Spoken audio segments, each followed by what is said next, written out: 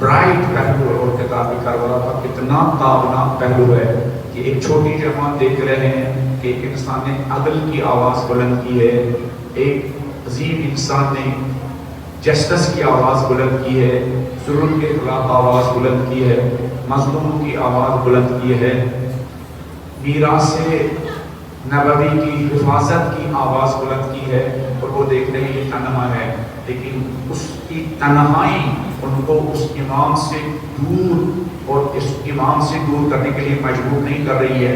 کیوں؟ ان کے اندر فطرت کی آواز تھی، اگر عدل و انصاف کا امام تنہا ہی ہو تو فطرت کا تقاضا ہے اس تنہا امام کے خلاف انسان کھڑا ہو جائے۔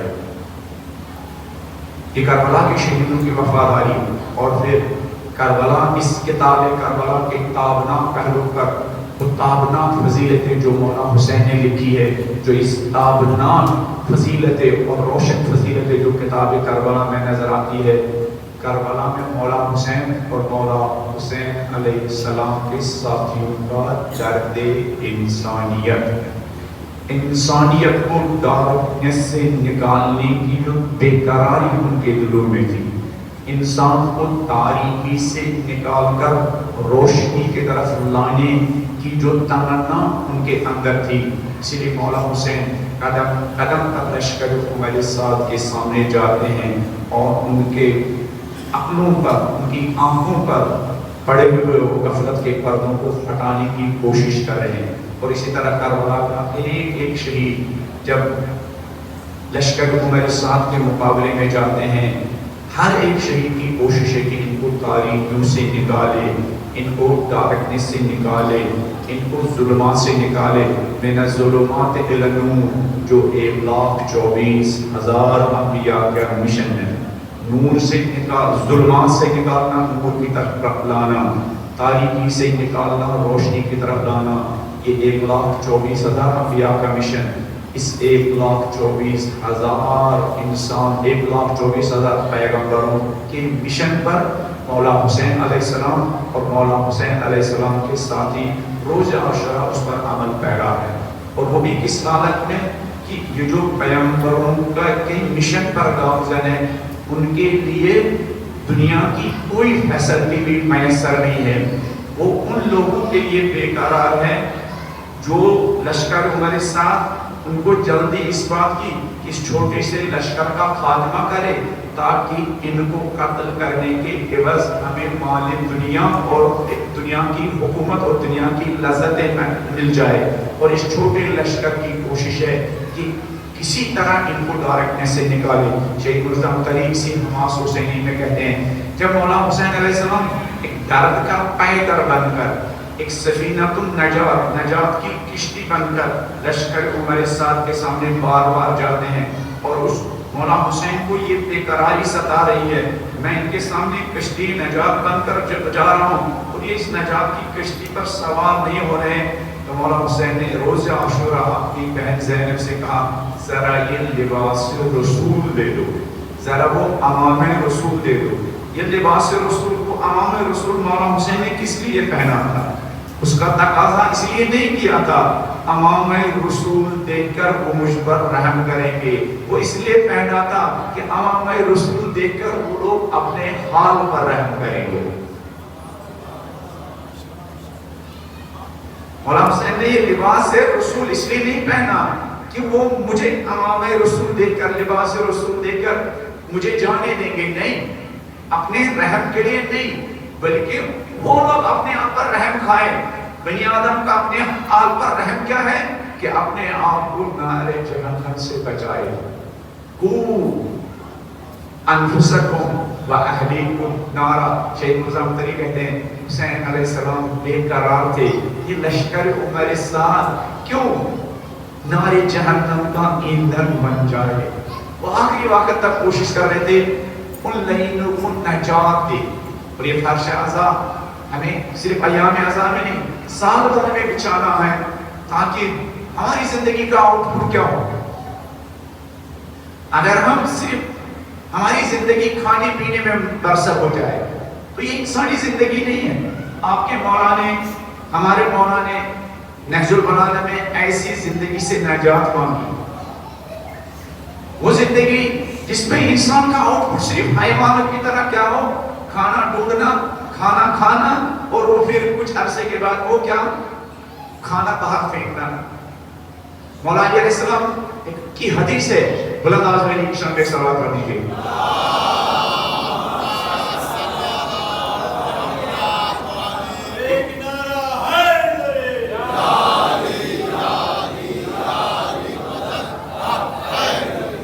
یہ حدیث کتنی چوکنا دینے والی ہے میرے لیے جو ایک طالب علم آپ کے سامنے منبر پر بیٹھا ہو، آپ کے لیے۔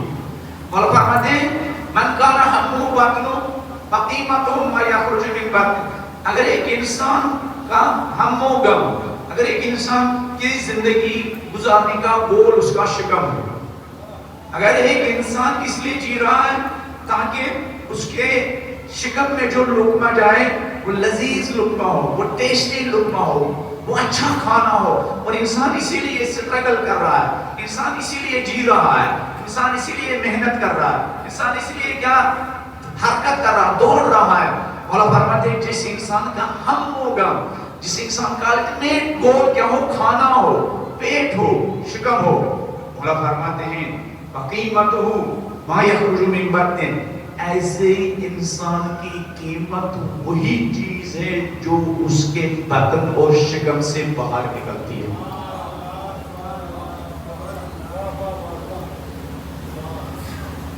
مولا علیہ السلام اگر ایک انسان اس لیے جی رہا ہے، کھانا تو ہمیں کھانا ہی ہے، لیکن ہماری زندگی کا گول کھانا نہ ہو، بزنس تو ہمیں کرنا ہی ہے، ہماری کربلا والوں نے بھی کھانا کھایا اور ادھر والوں نے بھی کھانا کھایا۔ کربلا جب تک مولا حسین کے خیموں میں پانی پر پابندی لگی، اس سے پہلے کربلا والے بھی پانی پی رہے تھے اور کھانا بھی کھا رہے تھے، نہیں کھا رہے تھے، اور ادھر والے بھی کھانا کھا رہے تھے، لیکن دونوں کے کھانے میں بہت بڑا کیا فرق تھا۔ کچھ لوگ کھانا کھا رہے تھے، ان کی زندگی کا ہدف کھانا تھا، کچھ لوگ کھانا کھا رہے تھے تاکہ وہ جینے کی ضرورت پوری کریں اور اس زندگی کے ذریعے بلند انبیائی اہداف اور بلند انبیائی مقاصد اور بلند ان انبیائی تمناؤں اور آرزوؤں کو جامع عمل پہنائے۔ ادھر والوں کو بھی غم تھا، ادھر والوں کو بھی غم تھا، 30,000 لشکر کا بھی ایک غم تھا اور اس چھوٹی لشکر کا بھی ایک غم تھا۔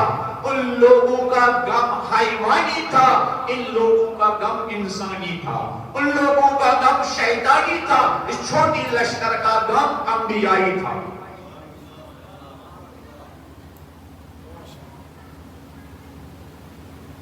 کربلا میرے اور آپ کے اندر غم ایجاد کرنا چاہتے ہیں، وہ غم نہیں جو ہم فرش آزاد پر لے کے آتے ہیں۔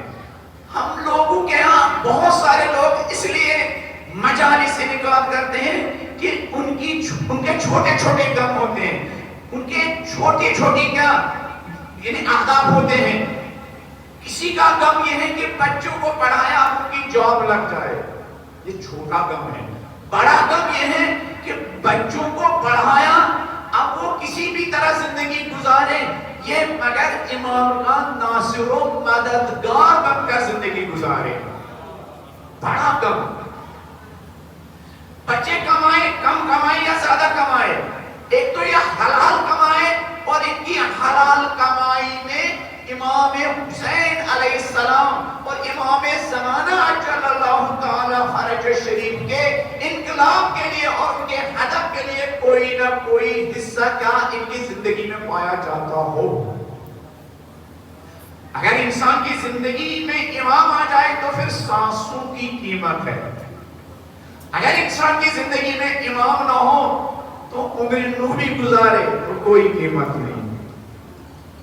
یہی شیخ مظمدری اسی حماس حسینی میں نقل کرتے ہیں، اس روئے زمین پر سب سے کوالٹی کی زندگی کربلا والوں نے گزاری۔ کیوں؟ انہوں نے ایک ایک سانس مولا حسین علیہ السلام کے اہداف کی آبیاری کے لیے بسر کیے۔ انہوں نے ایک سانس لی، اس لیے اپنے لیے نہیں، مولا حسین علیہ السلام کے مقاصد کی آبیاری کے لیے انہوں نے ایک ایک سانس لی۔ اس لیے شہید مظفر علی کہتے ہیں ان کی ایک ایک سانس دنیا کے کروڑوں لوگوں کی کروڑوں سالوں کی عمروں سے برتر ہے، افضل ہے، بہتر ہے۔ کیوں؟ اس لیے کہ وہ سانس اپنے لیے لے رہے تھے، وہ سانس امام کے لیے لے رہے تھے۔ اس لیے جب امام ان سے کہتے تھے جاؤ میری رکاب سے، میرے خیمے سے باہر جاؤ، جہاں سے تم آئے تھے وہیں چلے جاؤ، میرے بچوں کا ہاتھ تھام لو، بیعت بھی اٹھا دیتا ہوں، جنت کا پروانہ بھی دیتا ہوں۔ لیکن شہید مرزا مدنی فرماتے ہیں وہ شہید کربلا کے شہداء جنت کی لالچ کے لیے بھی نہیں جی رہے تھے۔ کربلا والے ہر طرح کی ملاوٹ سے پاک تھے، جنت کی لالچ بھی نہیں تھی۔ وہ کہتے تھے یہ زندگی ہے خدا نے دی ہے، یہ جوانی ہے خدا نے دی ہے، ہماری رگوں میں دوڑنے والا خون ہے خدا نے دیا ہے، ہمارے بچے ہیں خدا نے دیے ہیں۔ ان نعمتوں کی بہترین قدردانی یہ ہے، ان نعمتوں کا بہترین شکرانہ یہ ہے، یہ خدا کے ولی اور امام حسین علیہ السلام کے کام میں آ جائے، ان کی فکر یہ تھی۔ اس لیے آپ دیکھیں گے ایک ایک شہید کی زندگی کے بارے میں، کربلا کی مائیں ہوں وہ اس پر راضی نہیں تھی۔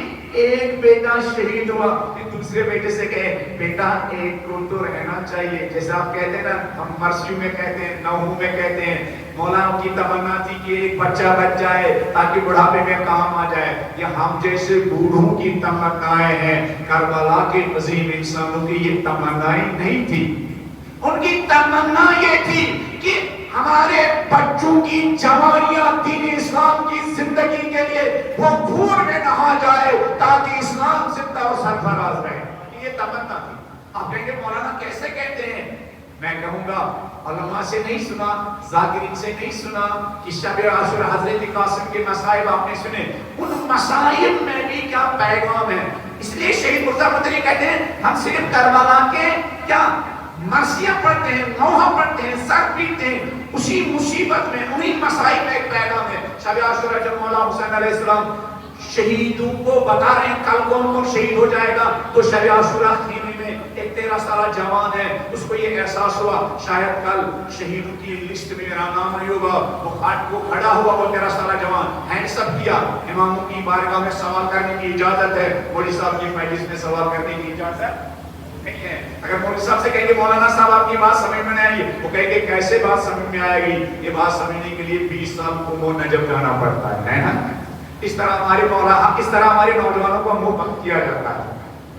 کیوں؟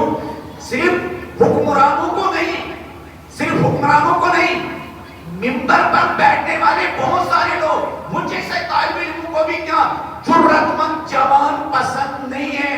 بالکل مایوس انداز میں وہ لیلی پوٹ کی کہانی ہم پڑھتے تھے نا وہ انگلش سبجیکٹ میں، ایسے بولے والے لوگ جن کو جو بھی منبر پر بیٹھنا والا بیان کرے وہ ہینڈسپ کرے، اس بات کو قبول کرے نہیں۔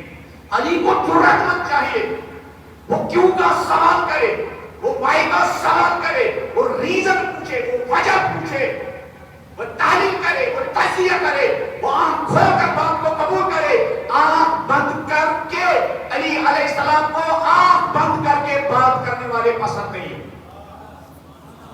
اہل بیت نے اس انسان کو فریڈم آف تھاٹ کسی نے نہیں دی جتنی فریڈم آف تھاٹ مکتب اہل بیت میں انسان کو ملی ہے۔ یہ دھوکہ ہے۔ اب اظہار رائے کی آزادی، کہاں اظہار رائے کی آزادی؟ کہیں ہے؟ کہیں ہے اظہار رائے کی آزادی؟ ہاں، اہل بیت کے دربار میں اظہار رائے کی آزادی تھی، وہاں ہینڈسپ کرنے کی اجازت تھی، وہاں 10 بار سوال کرنے کی اجازت تھی۔ بی بی فاطمہ الزہرا کے بارے میں ایک خاتون سوال کرنے کے لیے آئی، جب وہ باہر نکلتی تھی وہ بھول جاتی تھی، 10 مرتبہ وہ کیا واپس آئی اور 10 مرتبہ بی بی فاطمہ الزہرا سے اس سوال کا جواب پوچھا۔ آخر میں ہاتھ جوڑے، کہا بی بی معاف کیجیے گا، میں آپ کو تکلیف دے رہا ہوں، زحمت میں ڈال رہا ہوں، 10 بار میں نے آپ سے پوچھا، میری کمزوری ہے مجھے یاد نہیں رہتا۔ بی بی نے کہا 10 بار پوچھنے سے میرا اجر کم نہیں ہوتا، میرا اجر ہر مرتبہ سوال کا جواب دینے سے بڑھ جاتا ہے۔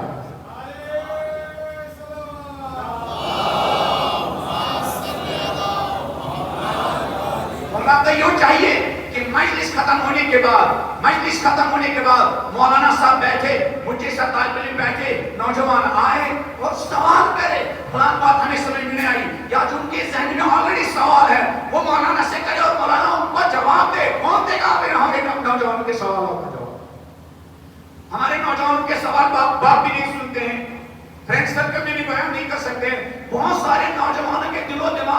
سوال ہیں وہ بیچارے اس دنیا سے چلے جاتے اور ان سوالوں کا جواب نہیں ملتا.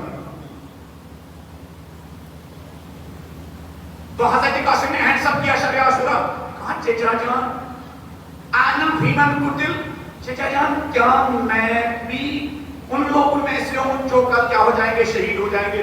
یہ اس سوال کا جواب دے رہا ہوں. کربلا کے شہیدوں کی تمنائیں وہ نہیں ہیں جو آپ ان سے منسوخ کرتے ہیں. من گڑت تمنائیں نہیں, کربلا کے شہیدوں کی خود ان کی زبانی ان کی تمنائیں سمجھیے. انا فی من قتل شب عاشورہ, چچا جان کیا میں ان لوگوں میں سے ہوں جو کل شہید ہو جائیں گے. تو مولانا حسین نے پہلے سوال کیا. کیوں سوال کیا؟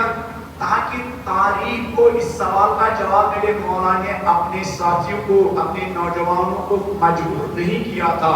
وہ کیا شعور کے ساتھ مولا کے ساتھ آئے تھے. مولا نے حضرت قاسم نے کہا پہلے, مولا نے کہا ذرا یہ بتاؤ کیفل موت عندک, پہلے بتاؤ راہ خدا میں شہید ہونا, راہ خدا میں پر ہونا, راہ خدا میں قتل ہونا قاسم تیری نگاہوں میں کیسا ہے؟ حضرت قاسم نے جواب دیا احلام من الاسل, چچا جان راہ خدا میں شہید ہونا اتنا شیرین ہے میرے لیے کہ لوگوں کے لیے شہد اتنا شیرین نہیں ہوتا ہے جتنا خاندانی بڑی عاشق کے جوانوں کے لیے راہ خدا میں شہید ہونا, شہادت کا جام پینا ان کے لیے شربت شہد سے بھی زیادہ شیرین ہوتا. ان کی تمنا یہ تھی, بنا اگر عام جوان ہوتے وہ خوش ہوتے, چلو یہاں سکتا تو شہید ہو جائے کہ میں بچ جاؤں گا, میں واپس کیا پیغام لے کے جاؤں گا, ہے نا. ان کی آرزو زندگی نہیں تھی, ان کی آرزو نصرت امام تھی. ان کی آرزو یہ نہیں تھی ہماری شادی ہو جائے, ان کی آرزو یہ تھے اسلام کا شجر یہ طیبہ پھلے اور پھولے, چاہے اس شجر اسلام کو پھلنے پھولنے کے لیے ہماری جوانیاں ہی کیوں نہ قربان ہو جائے. اسی لیے ضرورت اس بات کی ہے کربلا کو خود کربلا والوں سے سنیں. کربلا والوں نے اپنی تمناؤں کا اظہار کیا, کربلا کے شہیدوں نے اپنی تمناؤں کا اظہار کیا, کربلا کی ماؤں نے اپنی تمناؤں کا اظہار کیا, کربلا کی بہنوں نے اپنی تمناؤں کا اظہار کیا. مولا حسین نے اپنی تمناؤں کا اظہار کیا. کربلا سے پہلے مولا حسین علیہ السلام میدانی مینا میں حاجیوں کے 700-800 حاجیوں کو اپنے خیمے میں بلاتے ہیں. کچھ لوگ کہتے ہیں مولانا یہ خطبہ مینا, اس مولانا کو آپ کو ایک موضوع دینا چاہیے, خطبہ مینا. انقلابی کربلا سے پہلے کچھ لوگ کہتے ہیں 1 سال پہلے مولانا نے مینا میں یہ خطبہ دیا, کچھ لوگ کہتے ہیں 2 سال پہلے. مولانا نے اپنے ساتھیوں کو بھیجا میدانی مینا میں جا کے, جو حاجی ہیں جو ایک یونیفارم پہنے ہوئے ہیں, جن کی زبان پر ایک آواز ہے, جن کی زبان پر ایک سلوگن ہے اللہم لبیک اللہم لبیک لبیک لا شریک لک لبیک, ان کو بلا اپنے خیمے میں بلایا.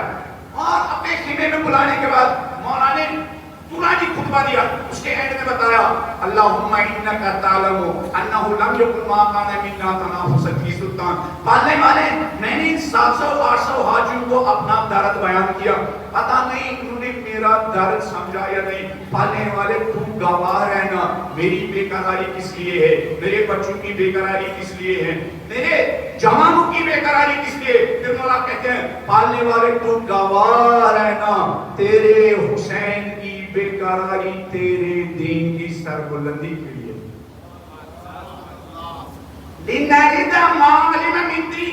پالنے والے ہم چاہتے ہیں تیرے دین کی نشانیاں زندہ رہیں, چاہے ہماری زندگی کے نام و نشان ہی باقی نہ رہیں.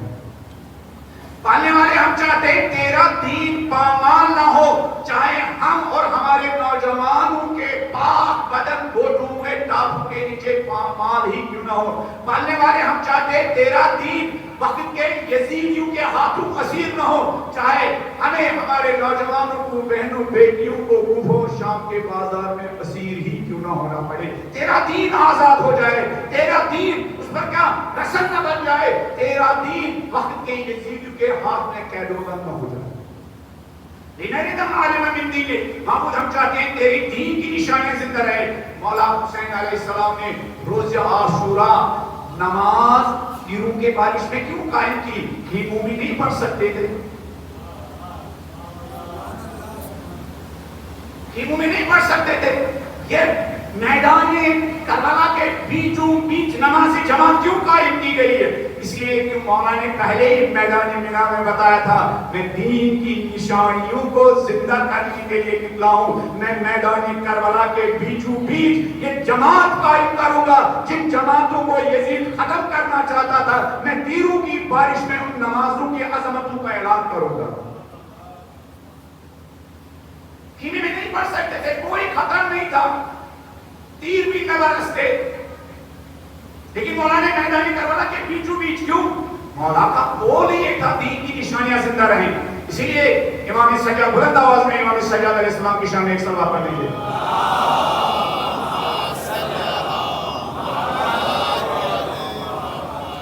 اس لیے جب امام سجاد علیہ السلام سے مدینہ پہنچنے کے بعد سوال کیا گیا یا ابن الحسین من گلی اتنی ساری قربانیوں کے باوجود، اتنا طولانی سفر کرنے کے باوجود من گلی کامیابی کس کو ملی؟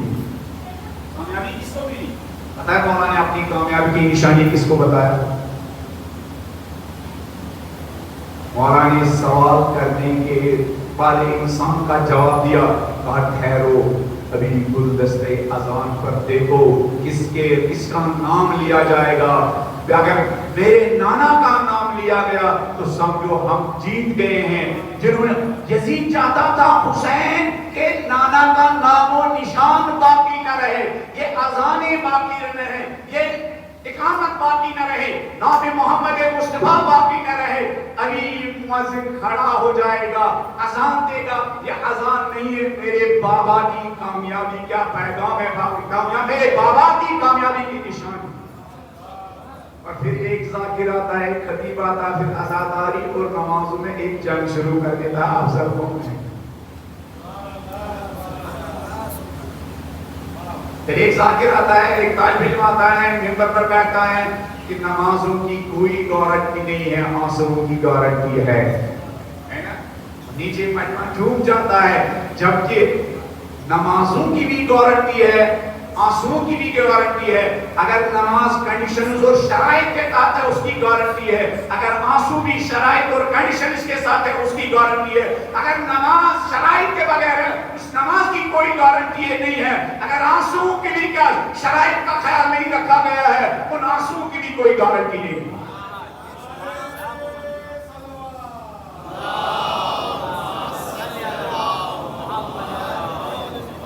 نماز پڑھنے کے لیے بھی کنڈیشن ہے، تو کیا آنسو کو بغیر کنڈیشن کے رکھا گیا ہے؟ اگر حرام کھا کر آنسو بہ رہے ہیں،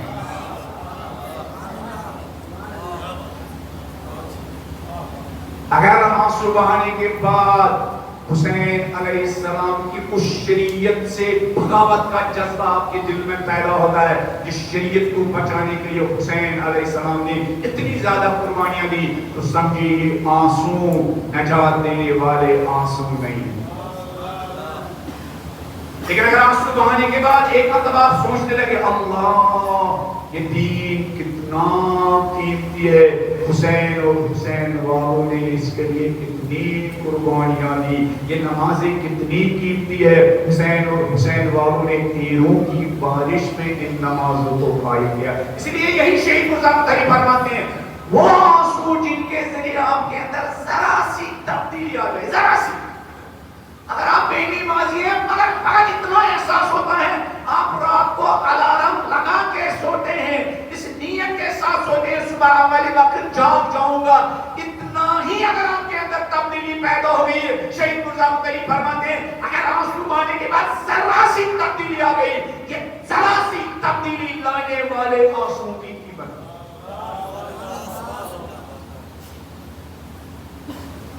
اگر حسین علیہ السلام کے کٹے ہوئے سر کی نوک نیزہ پر تلاوت کرنے کے حال کو سننے کے بعد آپ کے اندر یہ احساس پیدا ہوا اللہ اکبر، انسانیت کے لیے، بشریت کے لیے یہ قرآن کتنا امپورٹنٹ ہے. حسین کا کٹا ہوا سر بھی اس کی امپورٹنس کا اعلان کر رہا ہے. اور آپ نے ایک مرتبہ اپنے گھر کی الماری میں رکھا ہوا قرآن آپ کی موبائل پر انسٹال ہے، جس کو آپ نے کبھی کھول کر نہیں دیکھا تھا، آپ نے وہ کھول کر دیکھا، ایک صفحہ پڑھا اور حسین پر سلام کیا. اے حسین، آپ نے زندگی میں بھی، شہادت میں بھی، کٹے ہوئے سر نے بھی انسانیت کو بتایا انسان کی زندگی میں قرآن کتنا امپورٹنٹ ہے. اگر اتنا ہی ایک ہی بار پڑھنے کا جذبہ آپ کے اندر پیدا ہوا، شیخ مرزا مدنی فرماتے ہیں وہ آنسو جن کے ذریعے ذرہ سا ہی انسان کے اندر تبدیلی آ جائے، چینجنگ آ جائے، انقلاب آ جائے، انسان گھر کی طرح اپنا گریبان پکڑنے کے لیے مجبور ہو جائے. شیخ فرماتے ہیں ایسے آنسو کی قیمت بتاؤں کیا ہے؟ یہ تبدیلی لانے والے آنسو اگر مکھی کے پر کے برابر بھی ہو، ان کی جو قیمت لگانا چاہو کم ہے. اگر کہا گیا ہے ان تبدیلی لانے والے آنسو کی قیمت جنت ہے تو یقین کرو، شک نہ کرنا.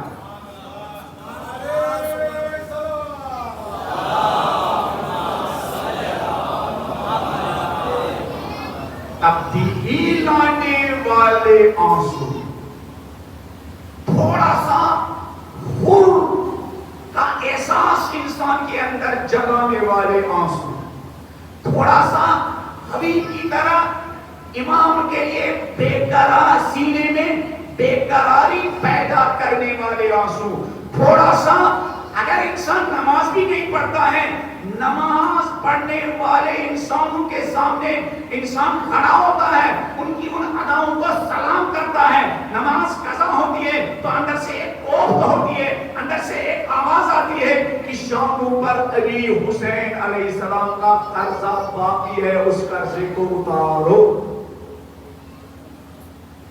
اگر آنسو بہانے کے بعد آپ کے اندر نفرت ہوئی ہے، حرام کی دولت سے نفرت پیدا ہوئی ہے، حرام کی کمائی سے نفرت پیدا ہوئی ہے، حرام کاموں سے نفرت پیدا ہوئی ہے آنسو بہانے کے بعد، شہید مرزا مدنی فرماتے ہیں یہ آنسو ضروری نہیں ہے بہت زیادہ ہو، بال بنس کے برابر، مکھی کے پر کے برابر بھی یہ آنسو ہو جو آپ کے اندر ندامت کا احساس پیدا کرے.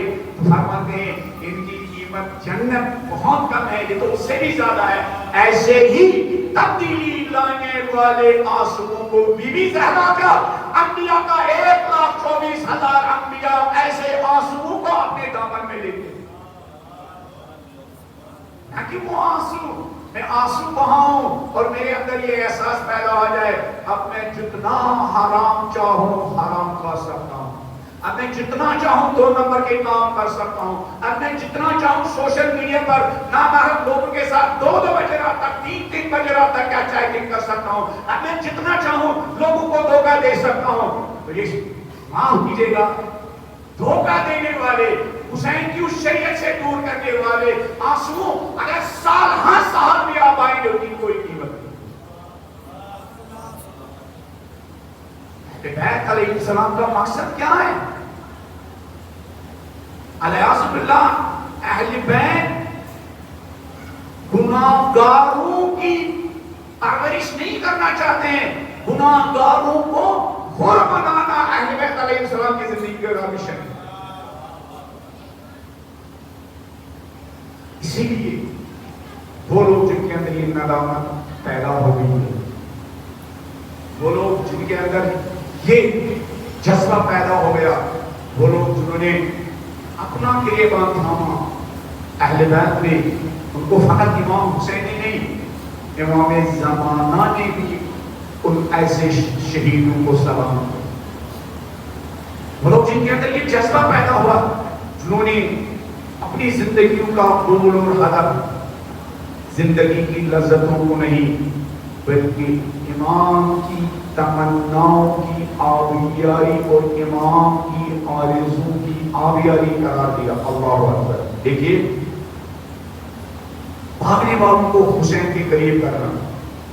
حبیب ابن زہیر ابن کین جب مولا مکے سے نکلے تو یہ زہیر مکے سے حسین کے ساتھ ساتھ نکلا، لیکن جہاں مولا حسین خیمہ نصب کرتے تھے زہیر مولا کے خیمے سے دور خیمہ نصب کرتے تھے.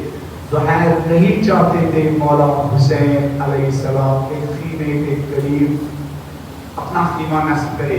ایک جگہ مجبوراً زہیر کو ایسی جگہ خیمہ نصب کرنا پڑا جو خیمہ حسین کے خیمے کے قریب تھا اور فوراً مولا حسین نے قاصد بھیجا زہیر سے کہو فرزند زہرا آواز دے رہے. جب محرم آتا ہے گویا حسین ہم سب کو آواز دے کے آ جاؤ کشتی نجات پر سوار ہو جاؤ. جو عرش عذاب اشتہار گویا یہ حسین علیہ السلام کی وہ کربلا کی آواز ہے آ جاؤ. 10 مہینے شیطان نے تم لوگوں کو مجھ سے دور کیا میں تمہیں اپنے قریب لانا چاہتا ہوں. 10 مہینے شیطان نے میرے راستے سے تم لوگوں کو دور کیا. آ جاؤ میں تمہاری شہروں میں آیا ہوں تمہاری زندگی میں آیا ہوں آ جاؤ قریب آ جاؤ. دور بھاگنے والے لوگوں کو قریب کر رہا ہوں حسین کی زندگی کا ہدف و مقصد. جب زہیر نے مولا حسین کے خیمے کے قریب اپنا خیمہ نصب کیا تو ایک مرتبہ حسین علیہ السلام نے قاصد بھیجا. حسین علیہ السلام نے قاصد بھیجا. ان آنسو بہانے کے بعد ہمارے اور میرے اور آپ کے اندر یہ لیاقت پیدا ہونی چاہیے پردے غیب میں میرے لیے اور آپ کے لیے ویسے ہی پیغام آ جائے جس طرح زہیر ابن عین کے لیے مولا حسین کا پیغام آیا تھا. اور ان آنسوؤں میں وہ طاقت ہے اور ان مجلسوں میں وہ طاقت ہے اور اس عرش عظیم میں وہ طاقت ہے جو امام سے دور رہنے والے انسانوں کو یہ آنسو امام کے قریب کر سکتے. امام کی آنسو میں یہ طاقت ہے. جب زہیر کے پاس مولا کا قاصد پہنچا اللہ اکبر انقلاب قدم قدم پر انقلاب قدم قدم پر چینجنگ. زہیر بن عین کھانا کھا رہا تھا مولا کا قاصد آیا. ایک مرتبہ جو کھانے کا لقمہ تھا ہاتھ ہی میں رہا. اہلیہ نے پوچھا زہیر کیا ہوا؟ کہا جو نہیں چاہتا تھا وہی ہوا. کہا کیا ہوا؟ کہا فرزند زہرا نے بلایا ہے. کہا کیا خیال ہے؟ کہا سمجھ میں نہیں آ رہا ہے کیا کروں. حسین کے پاس جاؤں یا نہ جاؤں؟ زہیر کی شریک حیات حسینی خاتون تھی باشعور خاتون. نوجوانوں یہ نہ دیکھو جس لڑکی کے ساتھ آپ کو زندگی گزارنی ہے وہ خوبصورت ہے یا نہیں اس کا خوبصورت نہیں بلکہ خوبصورت ہونا دیکھو. اگر خوبصورت ہے تو خوبصورت خاتون ہے تو خوبصورت خاتون آپ کو ہمیشہ اپنے امام کے راستے پر چلنا سکھائے. زہیر نہیں چاہتے کہ امام کے خیمے میں جائے. تو زہیر کی اہلیہ نے کہا اللہ اکبر زہیر وقت کا امام اور فرزند زہرا اور فرزند نبی بلا رہا ہے. نبی کا نواسہ بلا رہا ہے اور میرا زہیر فیصلہ نہیں کر پا رہا ہے. زہیر یہ لو زنانہ لباس پہنو مردانہ لباس مجھے دے دو. میں حسین کی آواز پر لبیک کے لیے نکلوں گی. اللہ اکبر. اس خاتون نے اس حسینی خاتون نے اپنے شوہر کو آمادہ کیا. تاریخ نے لکھا جب زہیر حسین علیہ السلام کے خیمے کی طرف جا رہا تھا تو نچاتے ہوئے جو دل راستہ حسین کی طرف جا رہا تھا. لیکن جب حسین علیہ السلام کے خیمے سے زہر نکلا خوشی خوشی حسین کے خیمے سے باہر آیا. حشاش بشاش ہو کے حسین کے خیمے سے باہر آیا. ایک فرحت کے ساتھ حسین کے خیمے سے باہر آیا. اپنے خیمے میں پوچھا. وہ پہنچا تو وصیت کرنے لگا. اپنی اہلیہ سے کہا یہ مال و دولت آپ کا یہ میرے بچوں کا یہ میرے غلام کا. اور جب خیمے سے باہر نکلا ایک مرتبہ وہ سمجھدار خاتون قدموں میں گری. کہا زہیر تجھے جہاں جانا چاہیے تھا تو وہاں پہنچ گیا لیکن جاتے جاتے مجھ سے وعدہ کرو زہیر کل جب محشر میں حسین کی ماں فاطمہ زہرا تمہاری شفاعت کرے گی زہر اس دن مجھے نہ بھولنا. اللہ اکبر. کہا جب زہر محشر میں حسین علیہ السلام کی موت میں شفاعت کرے گی زہر میں فاطمہ زہرا کی کنیز ہوں اس نے مجھے نہ بھولنا. میرا ہاتھ بھی فاطمہ زہرا کے ہاتھ میں دینا. ہم کہہ کے بیوی ہم اسی امید کے ساتھ آتے ہیں. ہم بھی آپ کے حسین پر معصوم بات ہے. ہمیں اپنے آباد پر کوئی بھروسہ نہیں ہے. بیوی ہم آپ کے حسین پر معصوم بات ہے. انہی آنسو کے صدقے بیوی کل ہمارا ہاتھ بھی پکڑیے گا. بیوی بھی ہم آپ کے بچوں پر آنسو بہاتے، ہمیں اپنے نوازوں پر اتنا بھروسہ نہیں ہے بیوی ہماری ماں نے ہمیں سکھایا آپ کے حسین پر آنسو بہائے، اس امید کے ساتھ دنیا میں بھی آپ ہمارا ہاتھ پکڑے گی اور آخرت میں بھی آپ ہمارا ہاتھ پکڑے گی اجرکم اللہ۔ اپنی بیوی سے رخصت ہونے کے بعد زہر نکلا، مولا حسین علیہ السلام کی رکاب میں شامل ہوا، میدان کربلا میں پہنچا، مولا حسین علیہ السلام کی رکاب میں جان دی۔ وہ انسان جو حسین سے بھاگنا چاہتا تھا آج کس مرحلے تک پہنچا؟ روز عاشورہ جب حسین علیہ السلام شہیدوں کو یاد کر رہے تھے، شہیدوں کا نام لے کر حسین علیہ السلام یاد کر رہے تھے، شہیدوں کا مولا حسین نے نام لیا، ان میں زہر بھی۔ مولا حسین نے کہا یا مسلم نے عقیل، یا زہر ابن کہیں، اے میرے زہر کہاں ہو، اے میرا ساتھ دینے والے زہر کہاں ہو؟ اتنا مرتبہ بلند ہوا زہر کا، وہ جوانی جب جو حسین علیہ السلام کے رکاب میں حسین کی رشتت میں بسر کی، ایک مرتبہ کربلا کے بعد کا شہادت حسین کے بعد زہر کی اہلیت کو خیال آیا کربلا میں تمام شہید ہونے کے بعد ان کو کفن پہنایا ہوگا۔ ایک مرتبہ غلام کو بلایا، غلام سے کہا غلام کربلا میں تمام شہیدوں کو کفن پہنایا ہوگا، پتہ نہیں میرے دل سے آواز آ رہی ہے زہر پہ گورو کفن پڑا ہوا ہوگا، ذرا یہ کفن لے جاؤ میدان کربلا میں جا کے میرے زہر کو کفن پہنا دینا۔ ایک مرتبہ یہ غلام زہر کا کفن لے کر میدان کربلا آیا، اللہ اکبر کیا دے گا میدان کربلا میں زہرا کے لاڈلے بے گورو کفن پڑے ہوئے ہیں، حسین بے گورو کفن پڑا ہوا ہے، عباس بے گورو کفن پڑا ہوا ہے، علی اکبر بے گورو کفن پڑا ہوا ہے۔ ایک مرتبہ زہر کے غلام نے زہر سے کہا زہر میں کفن لے کے آیا تھا مگر زہر میں کیسے کفن پہناؤ؟ حسین نے فاطمہ زہرا کا لال بے گورو کفن پڑا ہوا ہے، علی کے بچے بے گورو کفن پڑے ہوئے ہیں، نبی کے نواسے بے گورو کفن پڑے ہیں، زہر مجھے معاف کرنا، میں تمہیں کیسے کفن پہناؤں زہر؟ اللہ لعنت اللہ علی القوم الظالمین وسیعلم الذین ظلموا ایہم انقلب ینقلبون انا للہ و انا الیہ راجعون رسم القضاء والتسلیم الامر۔ آنے والے جس طرح کربلا کے شہیدوں نے اپنی زندگیاں حسین علیہ السلام کے پاک و پاکیزہ مقاصد کے لیے قربان کی، پالنے والے جو زندگی اور طرح طرح کی نعمتیں ہمیں عطا کی، طرح طرح کی نعمتوں سے نوازا، پالنے والے تمام نعمتوں کو امام زمانہ کے راستے میں استعمال کرنے کی توفیق عطا فرما، پالنے والے